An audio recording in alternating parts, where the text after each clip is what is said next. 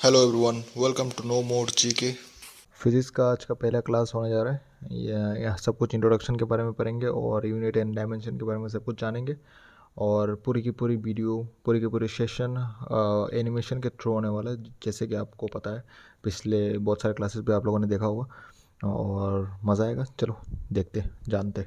Physics के पूरे playlist भी बना दिया जाएगा और चलो जानते सब कुछ। कभी सोचा है हम सितारों की दूरी से लेकर एक छोटे से परमाणु के वजन तक इन सब चीजों को आखिर समझते कैसे हैं?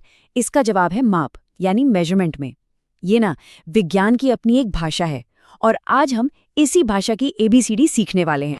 तो सवाल घूम फिरकर वहीं आता है कि हम इस पूरे ब्रह्मांड को, इतने बड़े यूनिवर्स को बिल्कुल सटीक तरीके से और एक ही तरीके से डिस्क्राइब कैसे करते हैं?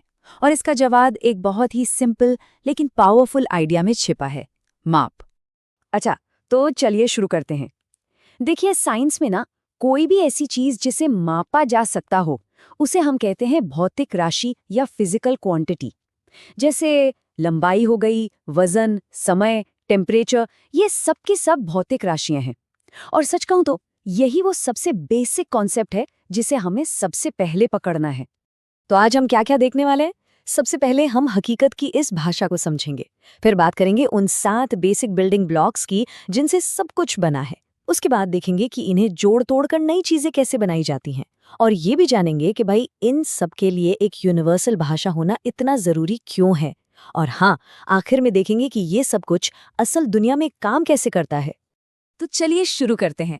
देखिए, सबसे पहली और सबसे जरूरी बात जो समझनी है वो ये है कि सारे के सारे माप एक जैसे नहीं होते। फिजिकल क्वांटिटीज को ना मोटे तौर पे 2 मेन कैटेगरीज में बांटा गया है। इसको ना एक भाषा की तरह समझिए। जो मूलभूत राशियां हैं वो समझ लीजिए कि वर्णमाला के अक्षर हैं, क, ख, ग। ये अपने आप में पूरे हैं, इंडिपेंडेंट। और जो व्युत्पन्न राशियां हैं वो इन अक्षरों से बने हुए शब्द हैं, जैसे कलम। ये अक्षरों को मिलाकर बनती हैं। तो पॉइंट क्या है कि कुछ बेसिक अक्षर हैं और बाकी सब कुछ उन्हीं से बने शब्द हैं। सिंपल। तो सवाल ये है कि फिजिक्स की ये वर्णमाला है क्या? मतलब वो अक्षर कौन से हैं? पूरी दुनिया के साइंटिस्ट्स ने मिलकर 7 मूलभूत राशियों को चुना है और यही 7 राशियां हर तरह के फिजिकल मेजरमेंट का आधार हैं। और ये रहे वो 7 बिल्डिंग ब्लॉक्स। जरा इस टेबल पर नजर डालिए। मीटर यानी लंबाई, किलोग्राम मतलब द्रव्यमान, और सेकंड यानी समय। ये तो हम सब जानते ही हैं, लेकिन इनमें कुछ ऐसे भी हैं जिनके बारे में शायद कम सुना हो, जैसे एम्पियर जो इलेक्ट्रिक करंट को मापता है, या फिर कैंडेला जो ल्यूमिनस इंटेंसिटी की यूनिट है। और जानते हैं कमाल की बात क्या है? फिजिक्स का हर एक माप, हर एक इन्हीं 7 पिलर्स पर टिका हुआ है। तो अब जब हमारे पास अक्षर आ गए हैं तो चलिए कुछ शब्द बनाना शुरू करते हैं। यहीं पर आकर साइंस क्रिएटिव हो जाता है। यहीं हम इन बेसिक यूनिट्स को मिलाकर ज्यादा कॉम्प्लेक्स और यूजफुल कॉन्सेप्ट्स बनाते हैं। चलिए एक बहुत ही सिंपल सा उदाहरण देखते हैं। मान लीजिए आपने लंबाई की बेसिक यूनिट ली, मीटर, ठीक है? फिर आपने समय की बेसिक यूनिट ली, सेकंड। अब जब आप इन दोनों को मिलाते हैं, मतलब डिवाइड करते हैं, मीटर पर सेकंड, तो क्या मिला? एक बिल्कुल नई डिराइव्ड क्वांटिटी, वेलोसिटी। देखा, 2 अक्षरों को मिलाया और एक नया शब्द बन गया। और ये तो बस शुरुआत है। जरा इस टेबल को देखिए। ये दिखाता है कि हम कितने कॉम्प्लेक्स आइडियाज बना सकते हैं, जैसे बल यानी फोर्स जिसे न्यूटन में मापते हैं। अब ये कैसे बनता है? टेबल के आखिरी कॉलम में देखिए, द्रव्यमान, लंबाई और समय को मिलाकर। और प्रेशर यानी दाब, वो तो एक स्टेप और आगे है। वो फोर्स और एरिया को जोड़ता है। इससे पता चलता है कि वो 7 बेसिक यूनिट्स असल में कितनी पावरफुल हैं। लेकिन जरा सोच कर देखिए, क्या होता अगर दुनिया में हर कोई अपनी अपनी अलग वर्णमाला इस्तेमाल कर रहा होता? कोई क ख ग पढ़ रहा होता, कोई एबीसी। वैज्ञानिक तो एक दूसरे से बात ही नहीं कर पाते, है ना? इसीलिए पूरी दुनिया को माप के लिए एक ही यूनिवर्सल भाषा की जरूरत थी। पहले के जमाने में कई अलग अलग सिस्टम थे। सीजीएस सिस्टम था, एफपीएस सिस्टम था जिसमें फुट और पाउंड का इस्तेमाल होता था। मतलब बहुत कंफ्यूजन था।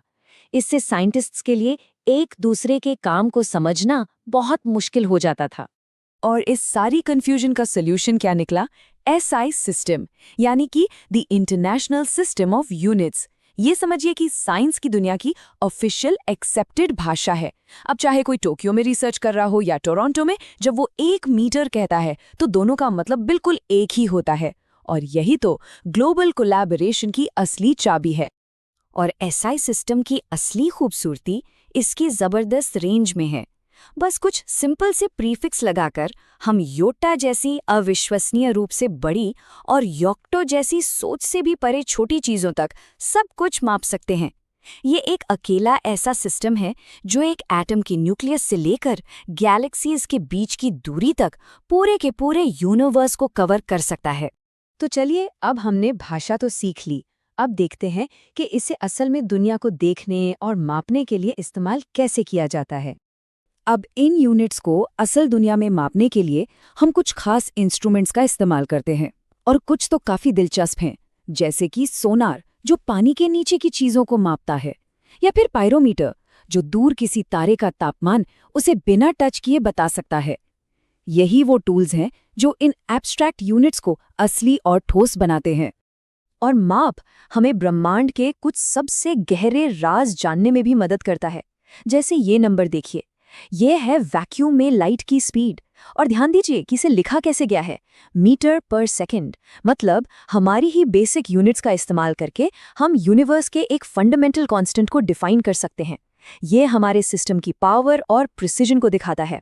अच्छा, तो अब तक हम यूनिट्स को समझ गए हैं। चलिए अपनी इस भाषा में एक और लेयर जोड़ते हैं। देखिए, कुछ क्वांटिटीज के लिए सिर्फ ये जानना काफी होता है कि वो कितनी हैं। इनको कहते हैं स्केलर क्वांटिटीज, जैसे टेम्परेचर। लेकिन कुछ दूसरी क्वांटिटीज के लिए हमें ये भी जानना जरूरी होता है कि किस दिशा में हैं। इन्हें कहते हैं वेक्टर क्वांटिटीज, जैसे फोर्स। मतलब ये बताना काफी नहीं कि धक्का दिया, ये भी बताना पड़ेगा कि किस तरफ धक्का दिया। तो हमने देखा कि कैसे सिर्फ 7 बेसिक यूनिट्स हकीकत को समझने के लिए एक पूरी की पूरी भाषा बना देती हैं। लेकिन ये सोचकर हैरानी होती है कि हमारी फिजिक्स की पूरी समझ इन्हीं 7 पिलर्स पर टिकी है। क्या होगा अगर कोई 8वीं फंडामेंटल क्वांटिटी हो, कोई ऐसी चीज जिसे मापने के बारे में हमने अब तक सोचा ही ना हो? ये एक ऐसा सवाल है जो साइंस को हमेशा आगे और आगे बढ़ाता रहता है।